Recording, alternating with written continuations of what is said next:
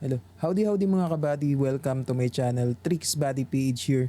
Sa video nga na ito, i-share ko sa inyo kung paano ako na-monetize dito sa YouTube at ano yung mga kinailangan kong gawin para ma-monetize ako in just 4 months. Tama kayo guys, 4 months lang is na-monetize na ako dito sa YouTube. And yung iba nga is inaabot pa ng 1 to 2 years para ma-monetize sila dito. Ano nga ba yung mga ginawa ko para ma-monetize ako dito ng mabilis at ano yung mga requirements dito para makapag-apply tayo for monetization at para kumita dito kay YouTube. So kung interesado kang malaman kung paano ma-monetize dito kay YouTube is tumuto ka lang hanggang sa dulo ng video na to and for sure malaki yung matutulong nitong video na to sa'yo. Huwag na natin patagalin pa, so mag-start na tayo guys.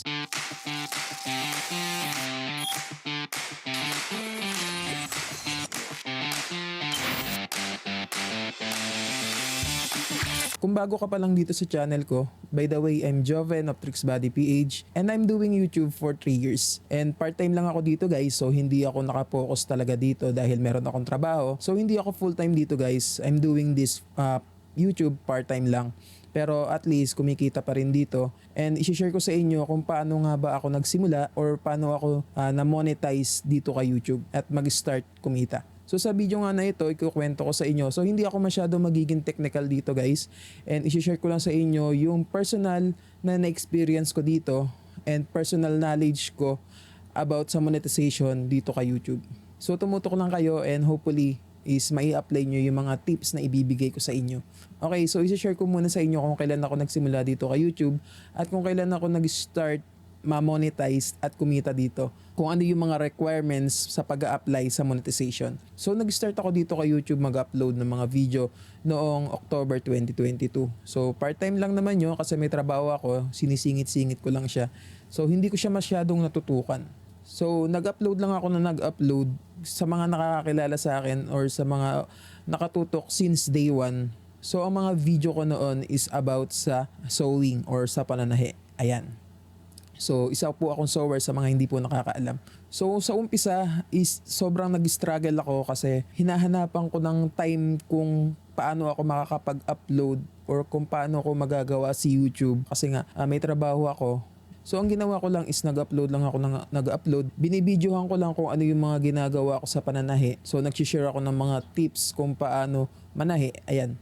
And then one time, meron akong napanood kasi nga naghahanap ako ng mga way kung paano mapapabilis yung internet ko. And then one time may napanood ako na video kung saan nagturo doon about APN. So doon na nag-start. Ginaya ko yung content na yun. Ginaya ko siya. Hindi ko totally kinapi or nire-post or nire-upload ko yung video niya. Hindi ganun guys. Ang ginawa ko, kinuha ko yung idea. Ayan, kinuha ko yung idea and then ginawan ko siya ng sarili kong version. So kumbaga gumawa ako ng sariling style kung paano ko siya maituturo. Okay, so hindi ko siya totally kinapi doon sa pinanood ko. Ayan, so isa yun sa mga tips na kailangan nyong gawin guys. Walang masamang gumaya.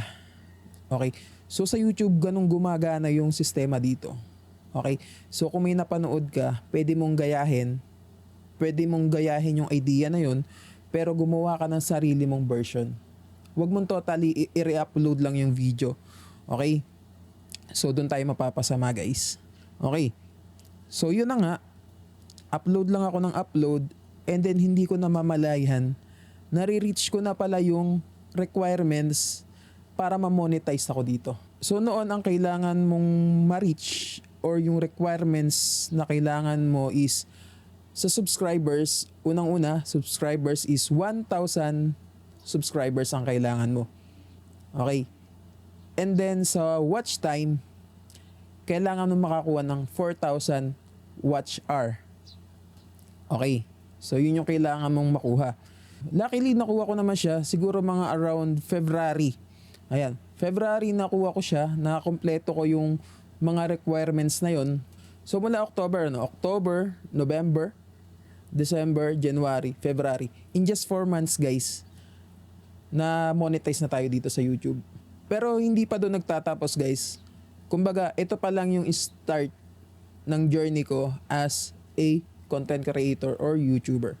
So after kong ma-meet yung requirements ni YouTube for monetization is nag-apply ako for YouTube Partnership Program or YPP. Ayan. So sa mga hindi pa monetize, kailangan mo mag-apply for monetization sa YouTube Partnership Program. So nung time na na-monetize ako o nag-start ako sa YouTube is, so yun nga, 1,000 subscribers, 4,000 watch hour yung kailangan mong ma-meet na requirements. And then kailangan mo mag-upload ng 3 videos for 3 months. Okay, so active video. So ngayon kasi madali na lang kasi meron ng tinatawag na partial monetization and standard monetization. So guys, ipapakita ko sa inyo yung partial monetization ano. So sa partial monetization, ang kailangan mo lang dito is 500 subscribers, 3 uploads for last 90 days. So kailangan meron kang active video for 90 days or 3 months. And then kahit alin dito sa dalawa na to, pwede mong kumpletuhin yung 3,000 watch hours. So kahit alin dito sa dalawa na to na ma-meet mo na requirements is okay lang. Okay, so sa long form, which is yung public watch hours, kailangan mo maka 3,000 public watch hours guys. And then sa shorts, kung mahilig ka naman mag-upload ng mga shorts, para ma-monetize ka, partial monetization, kailangan mo ng 3 million public shorts views. Ayan, so yun yung mga kailangan mo. So ito yung mga perks or pwede mong makuha kapag na-meet mo yung requirements for partial monetization. Unang-una, pwede kang kumita dito through membership. So pwedeng mag-join sa membership yung mga viewers mo and then magbabayad sila for membership. And then pwedeng pumasok sa iyo yung kita na yun. So yun yung isa sa mga pwede mong makuha dito.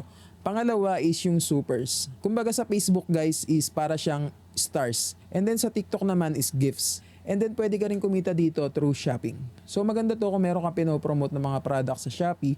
Ayan, so kung meron kang store sa Shopee. So pwede kang kumita dito through shopping. So para naman ma-acquire mo yung watch page ads, yung short speed ads, is kailangan mong makompleto yung standard monetization guys. So dito sa standard monetization, kailangan mong makakuha ng 1,000 subscribers, kamukha ng sinabi ko kanina, and then 4,000 watch hours. Kung sasabihin nyo na parang ang hirap naman nun, hindi naman siya kailangan na isang video is makuha mo yun. Kailangan mag-upload ka na mag-upload para makuha mo yung requirements na yan. So, habang tumatagal ka dito, habang tumatagal ka nag-upload, is dumadami din yung watch hour mo. Naiipon yan guys, okay? Eh paano naman kabady yung nauna ko na watch hour do sa partial? Kailangan ko ba mag-start ng panibago para ma-meet ko yung standard monetization? So hindi guys. So magdadagdag lang siya na magdadagdag and hindi siya mare-reset. Kumbaga nandun pa rin yung sa partial monetization mo, dadagdagan lang siya para makompleto mo yung standard monetization.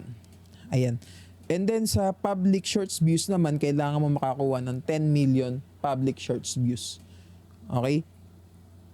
So yun yung kailangan mong ma-meet na requirements dito kay YouTube para ma-monetize ka. So yun nga, pag na-meet mo yung requirements na to, yung 1,000 subscribers, 4,000 watch hours, or either yung 10 million na public shorts views is makukuha mo tong watch page ads at yung shorts feeds ads. So pwede kang kumita dito through ads kapag na-meet mo na tong mga requirements na to. So yun nga, na-meet ko yung requirements at nakuha ko yung 1,000 subscribers at yung 4,000 watch hours in just 4 months. So after kong ma-meet yung requirements na yon is nag-apply na ako for YouTube Partnership Program. Sadly, hindi ko na-document kung paano ako nag-apply for YPP or YouTube Partnership Program. Pero isi-share ko na lang sa inyo guys ano. So yun nga, na-monetize ako ng February and then immediately nag-apply na ako for YPP. Tapos isa pang requirements doon is kailangan mo ng Google AdSense. Kailangan mong gumawa ng AdSense account. Ayan. So hindi ko na nga siya na-document kung paano ko siya ginawa.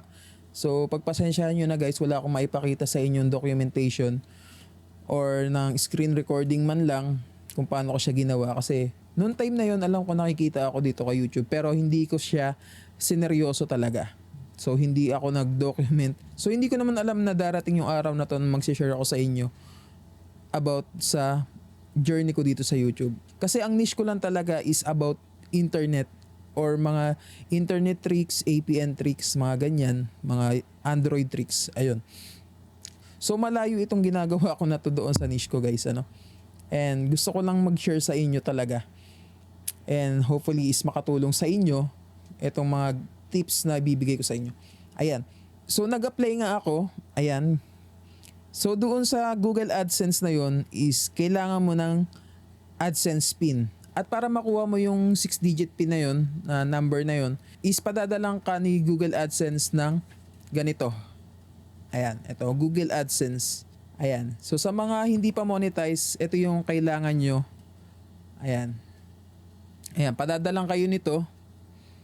And dalawa yung dumating sa akin, guys. Kasi nung unang apply ko sa Google AdSense is hindi siya agad dumating. So medyo kinabahan ako na baka hindi siya dumating. Kaya nag-request ulit ako. And then dumating ulit yung isa. So dalawa na sila. So February na monetize ako, tapos nag-apply ako for YPP. Tapos hindi ko pa agad alam na kailangan pala ng AdSense. So May ko na siya nagawa.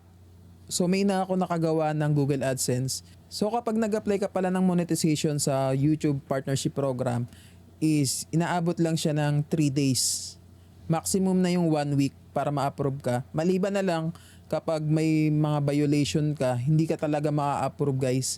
So yun nga, kailangan mo linisin yung channel mo, kailangan mong ayusin yung mga upload mo. So kailangan mo talagang linisin yung channel mo, guys, para ma-approve ka. So yun yung mga kailangan yung gawin, guys. Kailangan umpisa pa lang maayos na yung channel nyo. Huwag kayong gumawa ng mga bawal. Basahin yung mabuti yung policy dito kay YouTube para hindi kayo magka-problema in the long run.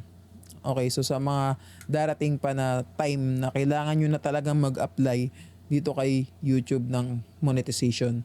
Ayan, so yun nga, dumating sa akin to June 7, etong isa, yung una. And then yung pangalawang request ko, yun nga, dumating sa akin to ng June 20, 2023. Yung isa, June 7, 2023. Ayan, guys. So after ko siyang makuha is in-encode ko na yung PIN na kailangan doon sa AdSense ko. And then yun nga, na-approve na yung AdSense account ko. And then doon nagsimulang may pumasok na revenue doon sa account ko. Ayan, sa AdSense account ko, guys. So ang nangyari, naipon yung revenue ko dito, yung sahod ko dito kay YouTube.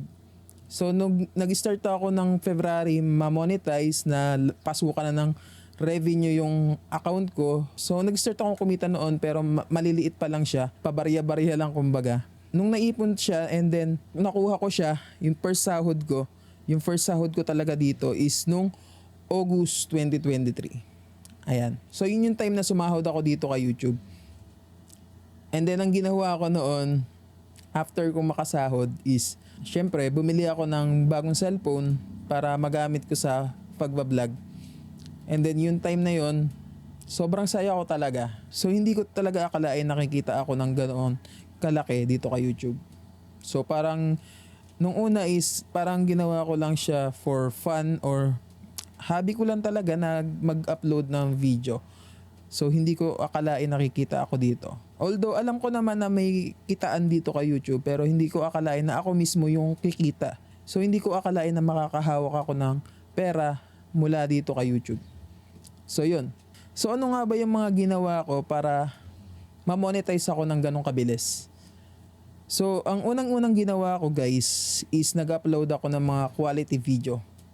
So nung una pala, hindi masyadong quality.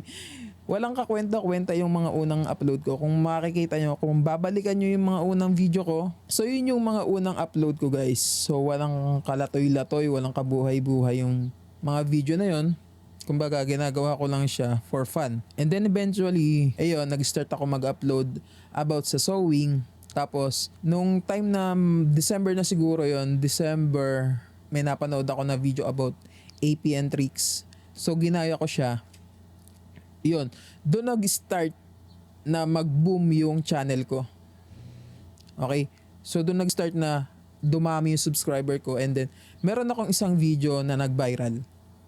Ayan, doon ako nakakuha ng maraming subscribers and then ng watch time or ng watch hour. Ayan, so yun nga, to cut the long story short, na-monetize ako in just 4 months. And then isa pang ginawa ko is consistently nag-upload ako ng mga video about APN tricks. So yun nga, nung meron ako nag-viral na video is, syempre, ginanahan ako mag-upload hanggang sa na-monetize tayo dito kay YouTube. Ayan. So nag-upload lang ako consistently. Siguro in 1 week, nakakatatlong video ako noon na-upload. So ganun ako kahibang talaga noon nung panahon na yun. Ganun ako ka-obsessed na mag-upload ng video. And then yun nga, ang kailangan mo talagang gawin is humanap lang ng niche. Niche talaga. Kailangan mo humanap ng topic na doon ka magaling, unang-una. Doon ka magaling, alam mo talaga yung gagawin mo. Para kapag isi-share mo siya is kapanipaniwala ka, and then makaka-relate talaga yung tao sa'yo kapag nagkwento ka sa kanila or kapag nag-share ka ng knowledge mo sa kanila. And then last na kailangan mo talaga is trust the process. Ayan, trust the process. So dito kay YouTube, hindi dito paunahan. Patibayan dito guys. Patibayan ng paniniwala na balang araw is kikita ka rin dito. So sa umpisa talaga kailangan mo dumaan sa mga challenges, sa mga pagsubok guys. Unang-una kailangan mo talagang dumaan sa hirap. And then one day, aanihin mo din yung mga pinaghihirapan mo na yan guys. So kung nagsisimula ka pa lang ngayon, maniwala ka lang sa kakayahan mo. Maniwala ka sa proseso. And then higit sa lahat, maniwala ka sa Panginoon. Ayan, maniwala ka kay God. Dahil kapag si God na ang kumilos para sa'yo, wala ka na lang magagawa kundi magpasalamat. Dahil sobra-sobra pa sa hinihiling mo yung ibibigay niya sa'yo. So yun lang muna guys, hindi tayo masyadong nagpaka-technical dito, no?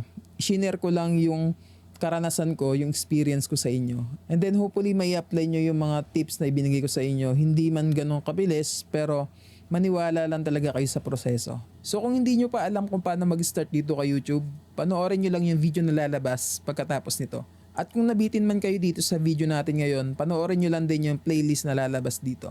Ayan, dahil marami na rin tayo nagawa na YouTube tips and hopefully is makatulong din sa inyo. Ayan, so muli ito po si Tricks Body PH. Tandaan, daig ng taong matanong, ang taong nagmamarunong. God bless po sa lahat. Yun lang, salamat.